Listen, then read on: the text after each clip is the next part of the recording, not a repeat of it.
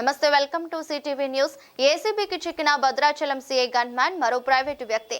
భద్రాచలంలో గ్రావెల్ తరలిస్తున్న లారీని గత నెల 19వ తేదీన పట్టుకుని వదిలేందుకు 30,000 డిమాండ్ చేసి 20,000 రూపాయలు ప్రైవేట్ వ్యక్తి ఖాతాలోకి బదిలీ చేయించుకున్న గన్ మ్యాన్ రామారావు గురువారం దాడి చేసి భద్రాచలం సీఐ బరపాటి రమేష్ ను గన్ మ్యాన్ ను మరో ప్రైవేటు వ్యక్తిని అదుపులోకి తీసుకున్న Khammam ACB DSP why Ramesh.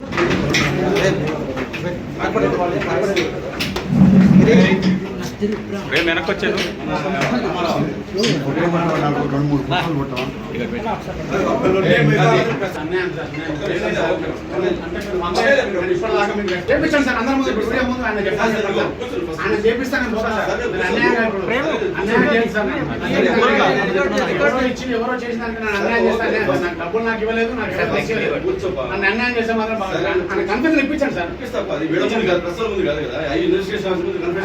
ఆయన ముందు ఇప్పిస్తే అయిపోతుంది కదా సార్.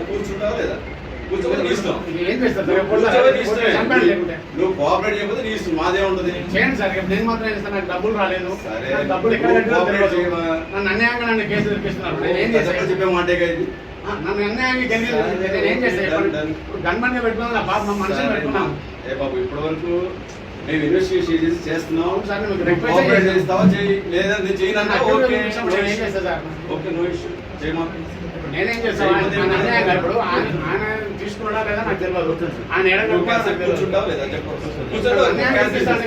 నా జీవితాన్ని నాశనం అయిపోయినప్పుడు నా కెరీర్ నా జీవితాన్ని అన్యాయం చేస్తున్నారు. నాకు ఆయన రూపాయి ఇవ్వలేదు.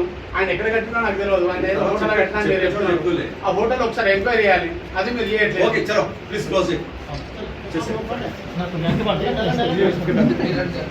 నేను ఎవిడెన్స్ సహా చెప్తాను, చూపిస్తాను.